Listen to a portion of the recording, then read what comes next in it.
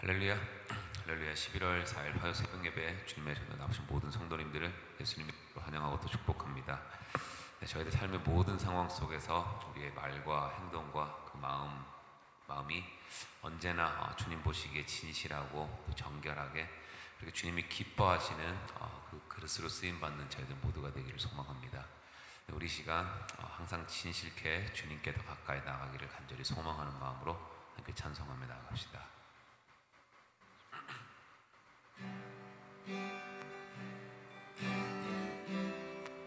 항상 진실케,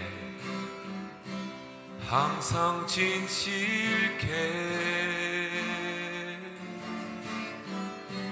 내 맘 바꾸사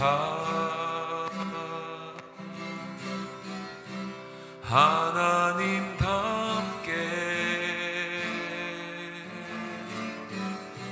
하여 주소서. 항상 진실케, 항상 진실케 내 맘 바꾸사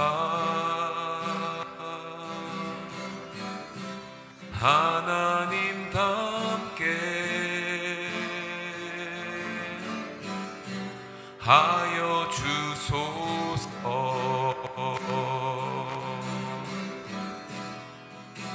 주는 토기장이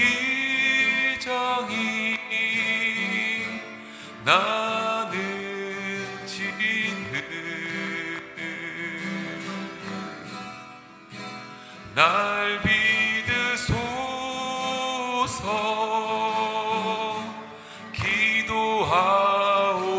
기도하오니 항상 진실케 내 맘 바꾸사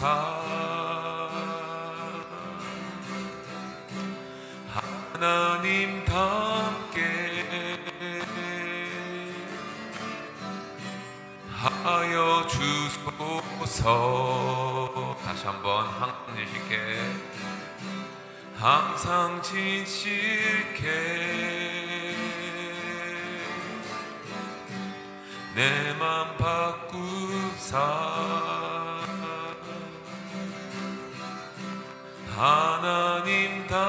하나님답게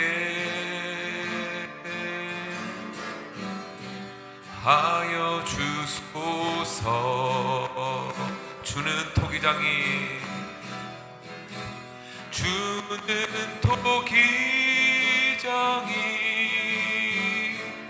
나는 진흙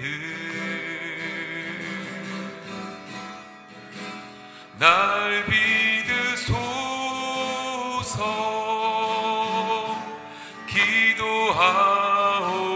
기도하오니 주는 토기장이 나는 진흙 날 빚으소서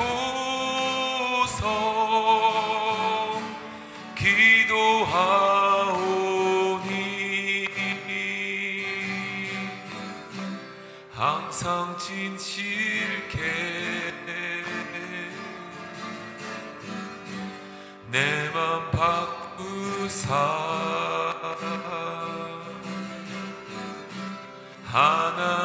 하나님답게 하여 주소서.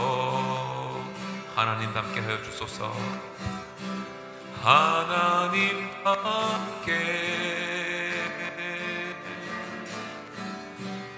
하여 주소서.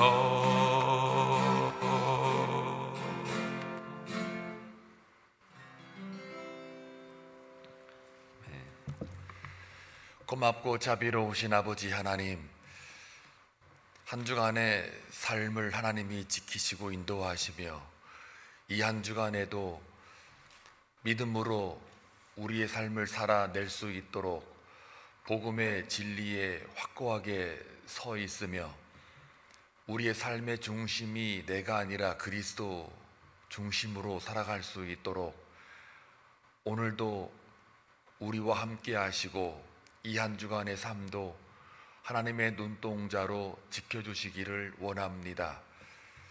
믿음을 가지고 나온 주의 백성들, 하나님께서 기쁘게 받으시고 저들의 하루에 출발하는 그 예배의 시간이 하나님을 영화롭게 하며 마지막 잠들 때까지 그 예배로 마칠 수 있도록 인도하여 주옵소서.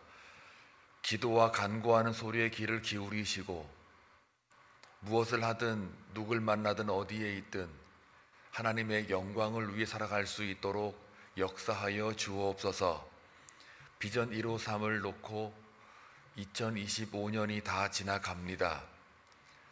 어느 때까지 하나님의 비전이 이루어질지는 우리는 알 수 없사오나 그 모든 과정 가운데 우리를 훈련시키시고 하나님 백성답게 만들어 가시는 하나님의 주권과 섭리를 믿기에 오늘도 내일도 올 한 해도 또 내년에도 믿음을 가지고 주만 바라봅니다.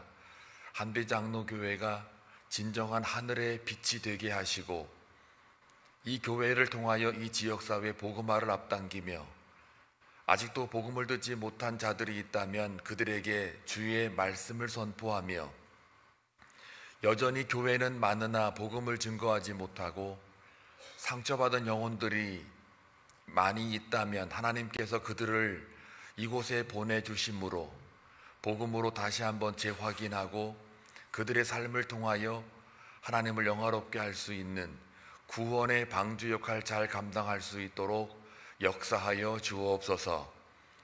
또한 이 땅에는 너무나도 많은 정욕적인 사람들이 넘쳐납니다.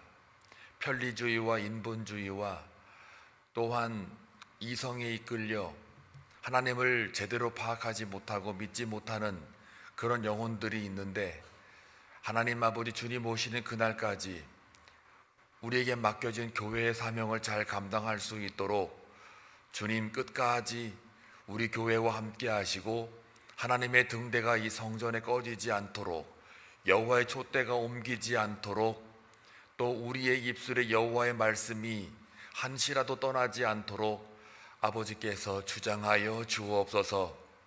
오늘도 주님의 말씀을 통하여 깨닫는 은혜가 있게 하시고 바울이 디모데에게 말씀한 바 그것이 하나님의 말씀의 계시로 우리에게 마음판에 심겨지게 하여 주옵소서. 다시 한번 감사와 존귀와 찬송 올려드리옵고 예수님의 이름으로 기도하옵나이다. 아멘. 하나님 말씀 보시겠습니다. 디모데후서 2장 14절에서 26절입니다. 함께 교독할 때에 하나님의 음성을 들을 수 있기를 바랍니다. 너는 그들로 이 일을 기억하게 하여 말다툼을 하지 말라고 하나님 앞에서 엄히 명하라. 이는 유익이 하나도 없고 도리어 듣는 자들을 망하게 함이라. 너는 진리의 말씀을 옳게 분별하며 부끄러울 것이 없는 일꾼으로 인정된 자로 자신을 하나님 앞에 드리기를 힘쓰라. 망령되고 헛된 말을 버리라. 그들은 경건하지 아니하며 점점 나아가나니 그들의 말은 악성 종양이 퍼져나감과 같은데 그 중에 후메네오와 빌레도가 있느니라. 진리에 관하여는 그들이 그릇되어도다. 부활이 이미 지나갔다 하므로 어떤 사람들의 믿음을 무너뜨리느니라. 그러나 하나님의 견고한 터는 섰으니 인침이 있어 일렀으되 주께서 자기 백성을 아신다 하며 또 주의 이름을 부르는 자마다 불의에서 떠날지어다 하였느니라. 큰 집에는 금그릇과 은그릇뿐 아니라 나무 그릇과 질그릇도 있어 귀하게 쓰는 것도 있고 천하게 쓰는 것도 있나니 그러므로 누구든지 이런 것에서 자기를 깨끗하게 하면 귀히 쓰는 그릇이 되어 거룩하고 주인의 쓰심에 합당하며 모든 선한 일에 준비함이 되리라. 또한 너는 청년의 정욕을 피하고 주를 깨끗한 마음으로 부르는 자들과 함께 의와 믿음과 사랑과 화평을 따르라. 어리석고 무식한 변론을 버리라. 이에서 다툼이 나는 줄 알미라.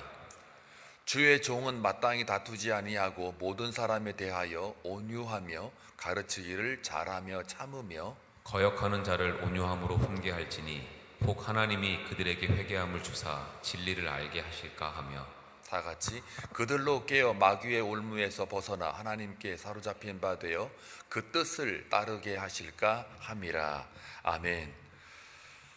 바울이 디모데에게 마지막 편지를 쓰는 내용입니다. 로마 감옥에 있는 상황 속에서 바울의 마음은 온통 디모데와 또 교회에 향하고 있다는 것을 알 수가 있지요. 인간적이고 현실적인 상황으로 볼 때는 바울은 지금 죽기 일보 직전이기 때문에 누구나가 다 두려움과 또 자기 삶을 챙기기 바쁘죠. 그런데 오직 복음의 사도인 바울이 믿음의 아들 디모데가 에베소에 나와 있는 에베소의 그 교회를 목회하는데 굉장히 하나님의 마음, 그리스도의 마음을 가지고 이 편지를 쓰고 있다는 게 오늘 본문의 내용을 통해서 느껴집니다. 자기 중심이 아니라 오직 복음을 위해서 바울이 이 편지를 쓰고 있다는 게 역력히 느껴집니다. 오늘날 이 시대에 하나님께서 바울 사도의 이 편지를 통해서 복음 전파하기가 어렵고 교회도 이제는 점점 노화되고 있고 또 기계가 발달하고 산업이 발달함으로 인해서 과학이 발달해서 이제 사람들이 편리한 것에 가치를 두고 있고 또 헌신과 희생보다는 자기 챙기기에 바쁜 자기중심적 삶, 어느 때보다도 이기적인 삶이 더 강한 이때에 우리에게 주신 하나님의 계시의 말씀이라고 생각합니다. 한마디로 너희들은 그런 시대에 유혹에 넘어가지 말고 복음의 진리와 그리스도의 중심으로 삶을 살아내라. 이 말은 디모데에게 바울이 오늘 편지를 쓰면서 말하고 있는 그 중심의 주제입니다. 그래서 14절에 보게 되면은 너는 그들로 이 일을 기억하게 하여 라고 되어 있어요. 이 일을 기억하라 할 때 그 이 일이 뭐냐 이거죠. 그걸 기억해서 말다툼을 하지 말라는 겁니다. 이거는 이제 2장 8절에서 13절 말씀 어제 본문인데 거기 보면은 몇 가지가 나와 있어요. 이 일이라는 게 뭔지, 뭘 기억하라고 하는 건지를 정확하게 나와 있는데 하나는 예수 그리스도가 다윗의 혈통으로 난 분이고 또 두 번째는 그 죽은 자 가운데서 다시 살아나신 분이다. 죽은 자 가운데서 다시 살아나신 분이다. 그 다음에 세 번째는 우리가 그와 함께 주님과 함께 죽으면 그게 죽는 게 아니라 또한 그와 함께 살 것이다 라는 말이고요. 그 다음에 우리가 만약에 살면서 주님을 부인하게 되면 우리 주님도 우리를 부인하게 된다라는 것과 그리고 마지막에 우리 주님은 신실하신 분이다 라는 것을 기억하라는 겁니다. 결국은 예수 그리스도를 기억하라는 거죠. 그걸 기억하고 복음의 진리에 바로 서라는 얘기입니다.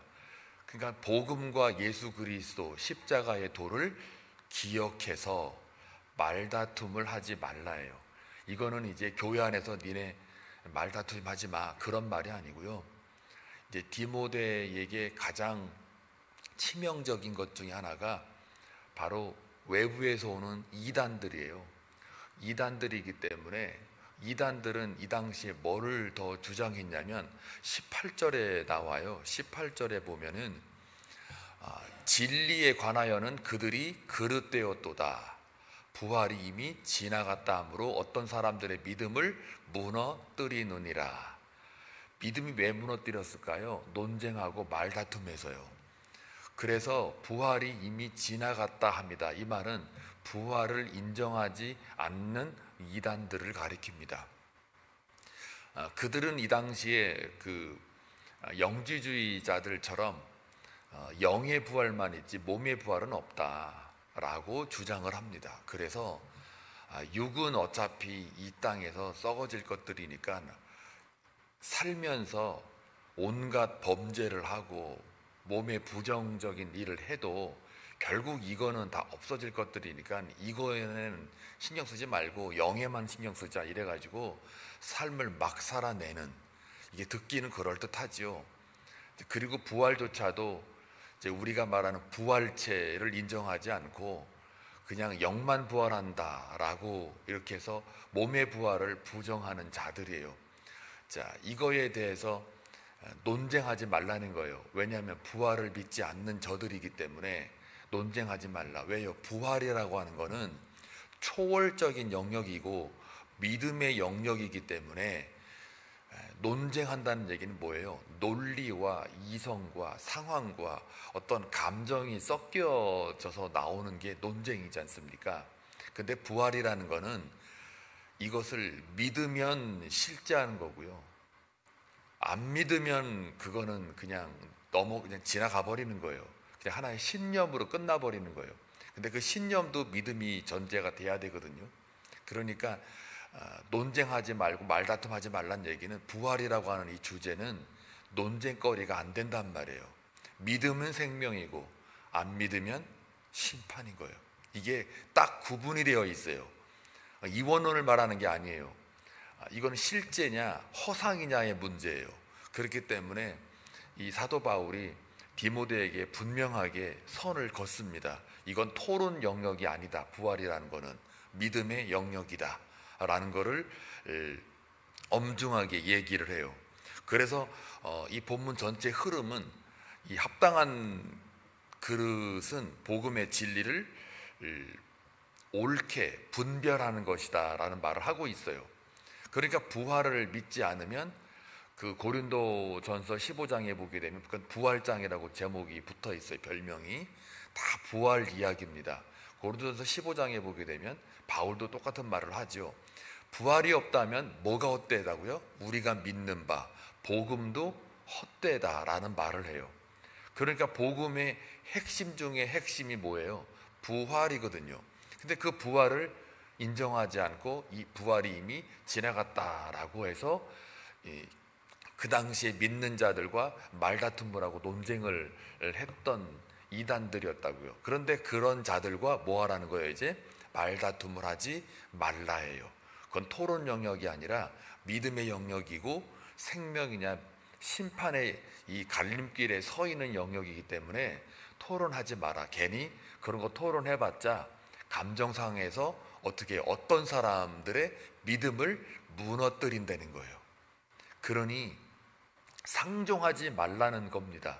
그래서 그 요한 2서 1장 10절에서 11절을 보게 되면 이거에 대해서 그 요한 저자도 뭐라고 단호하게 말을 하냐면, 이렇게 다투거나 말하거나 논쟁하거나 이런 것들을 잘못하게 되면 오히려 악한 일에 참여하는 자가 된다라고까지도 말을 해요.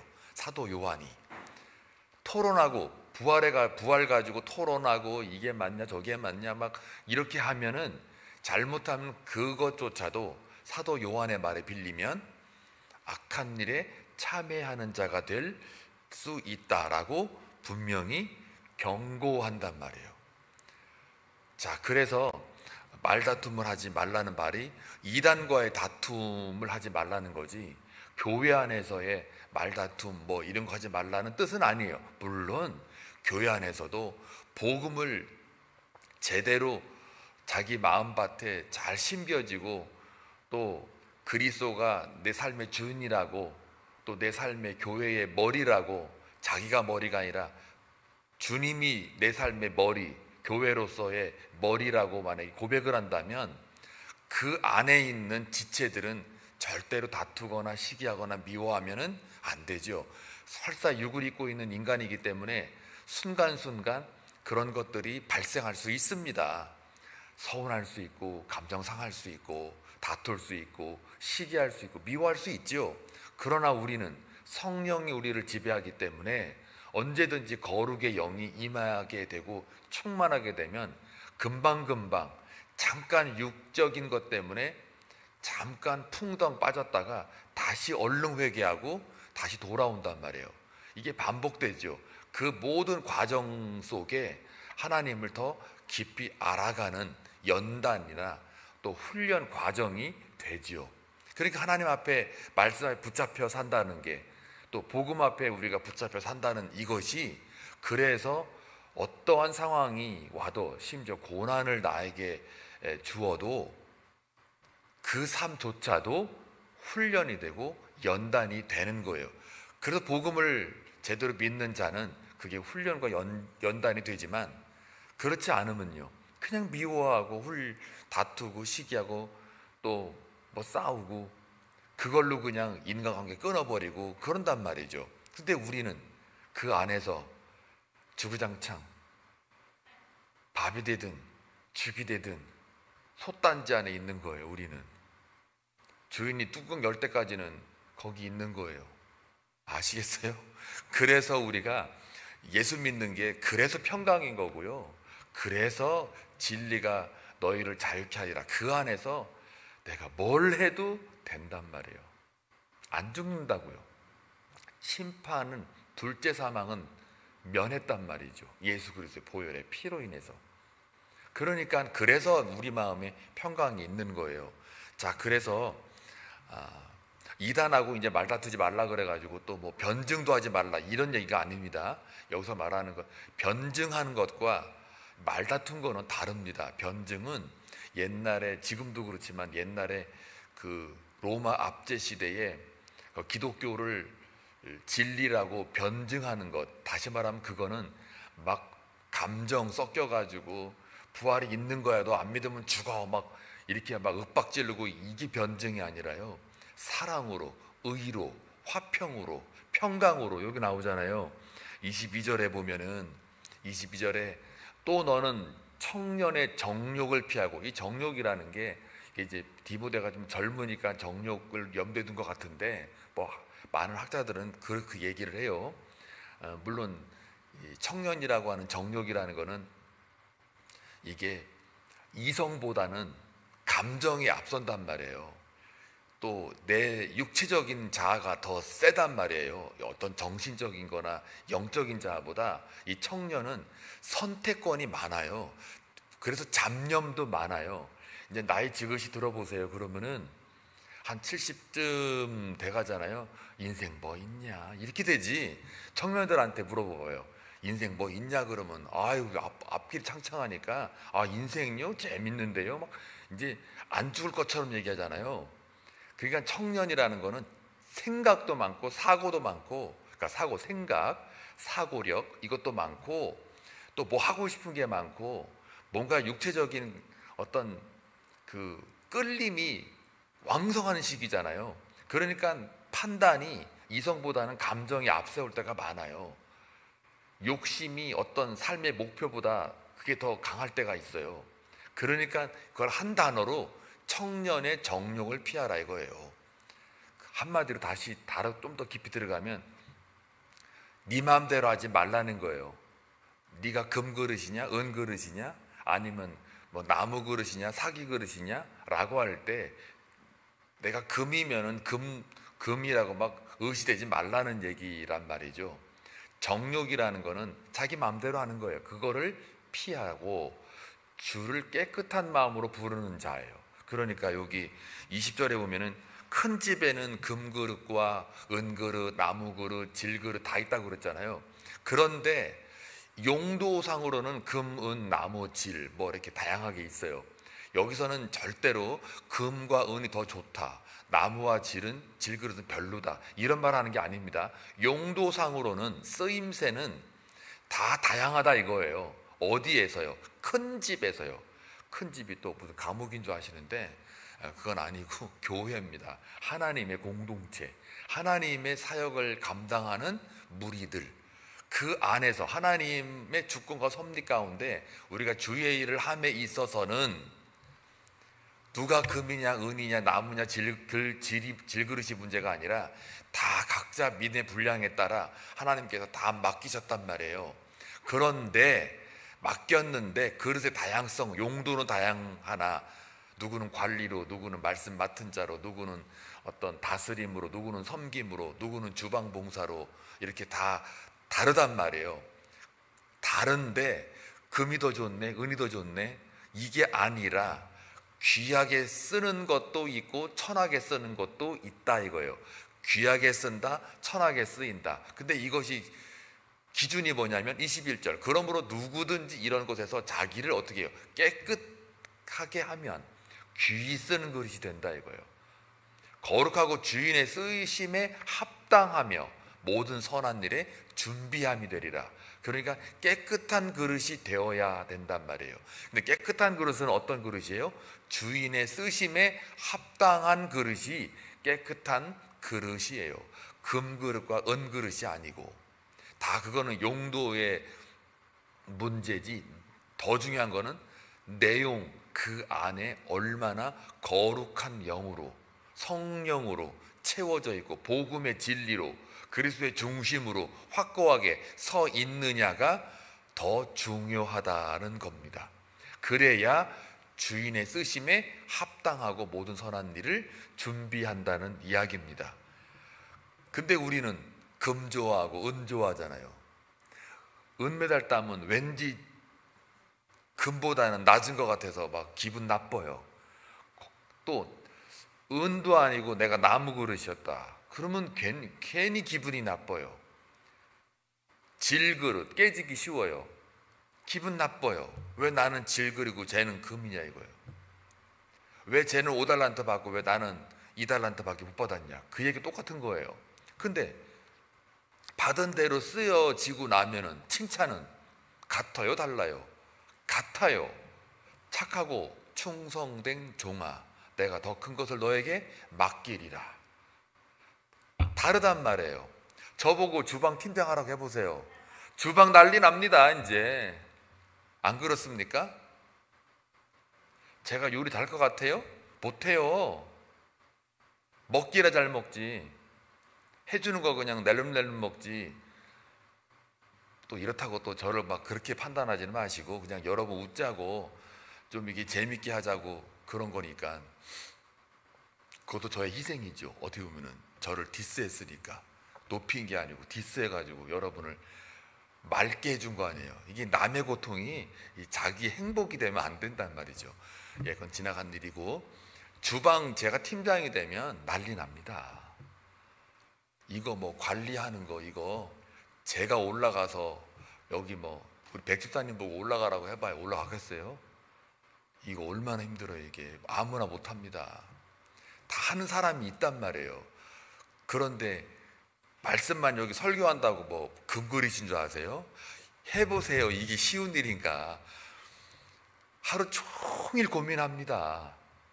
전사님 보고 일주일에 한 번 설교하라고 했더니 얼마나 화요일부터 막 준비 안 하면 뭐 덜덜덜 떨린다 그러는데, 이게 우리 백지사님 보고 매일 설교하라고 하면 하시겠어요? 차라리 매일 정원 다듬으라고 그러면 얼싸 좋다 하시고 잘하시지. 그거는 저분의 특기예요. 잘하세요. 잘 관리한단 말이에요. 근데 저보고 하라고 그래 보세요. 여기 찔리고 저기 찔리고 오늘도 나오다 목에 막 물리고요. 난리 났어요. 이게 다 분량에 따라 다른단 말이에요. 그러니 누가 금이냐 은이냐 나무냐 질그릇이냐 이게 상관이 없단 말이에요. 다 하나님 앞에 쓰임새에 따라 다 존재한다고요. 각자 존재 가치가 있어요.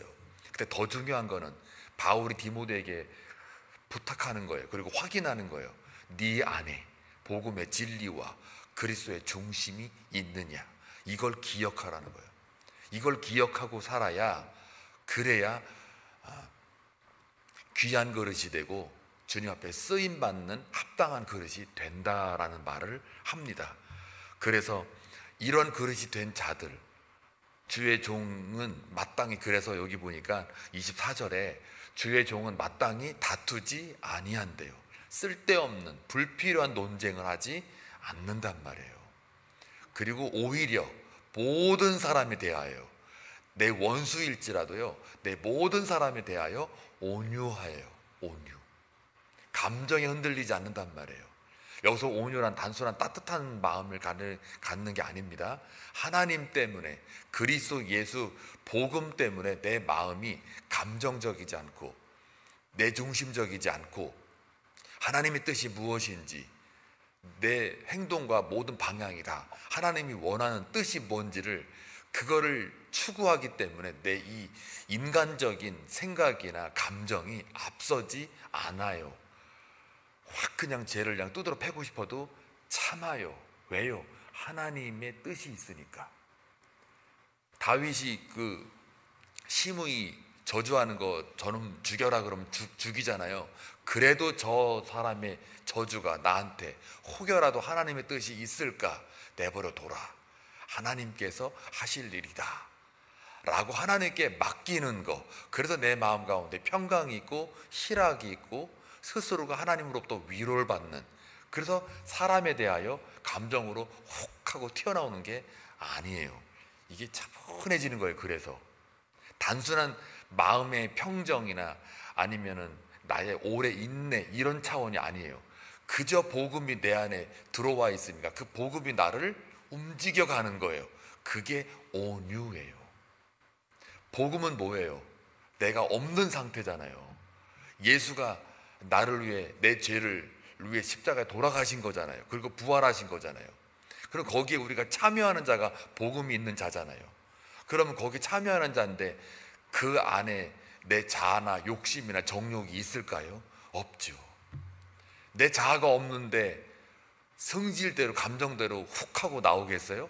못 나오죠. 왜요? 없는데요. 근데 나온다 그러면은 뭘 생각하셔야 돼요? 내가 아직 복음 앞에 죽지 않았구나, 아직 내가 꿈틀거리고 있구나 하고 톡톡톡 쳐내야 돼요. 그리고 또 회개하시고 또 돌아오고, 또 튀어나오면 또 탁 때리고 또 회개하고 또 기도하고, 날마다 이렇게 가다 보면 어느새 나도 모르게 그 믿음의 분량이 점점점 커지는 거예요. 그게 인생이에요. 그 인생을 하나님이 우리에게 주셨단 말이에요. 기회를. 그래서 먼 훗날 그렇게 살다가 연단되고 훈련되어져서 나오게 되면 하나님께서 순교로도 갈 수 있게 우리를 보내신단 말이에요. 쓰신단 말이에요. 저와 여러분 아직 멀었어요. 가려면 순교 안 할 거 아니에요. 멀었어요. 그러면 우리는 뭘 해야 돼요? 말씀으로 계속해서 우리를 연단하는 거예요.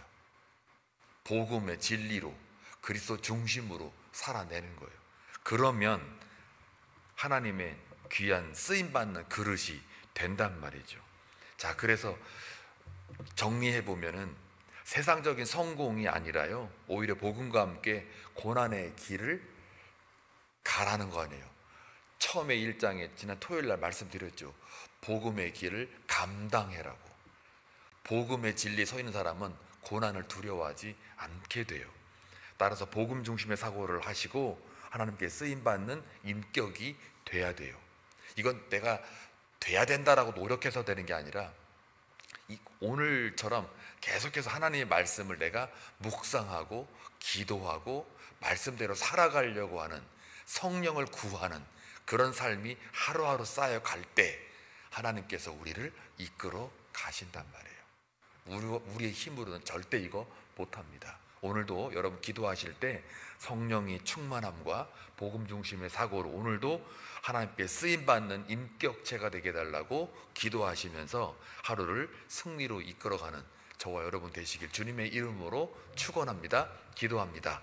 고맙고 자비로우신 아버지 하나님, 오늘도 주님의 말씀을 통하여 믿음의 선한 싸움이 어떠한 삶인지를 다시 한번 깨닫게 하시니 감사합니다. 바울이 디모데에게 당부했던 복음의 진리와 그리스도의 중심의 삶을 살고 그것의 일환으로 사례로 이단들과 말다툼하지 말며 오직 믿음을 떨어뜨리지 않도록 조심하라고 주의하라고 경고했던 이 말씀이 오늘 이 시대를 살아가는 우리에게도 동일한 하나님의 계시의 말씀으로 받고 오늘 하루 살아가는 동안 복음을 확고히 하며 그리스도의 중심으로 살아 내 감정과 내 생각을 앞세우는 것이 아니라 하나님의 뜻을 앞세우고 기도와 간구로서 고백과 증인된 삶을 살아갈 수 있는 저희 모두가 되게 하여 주옵소서. 예수님의 이름으로 기도하옵나이다. 아멘.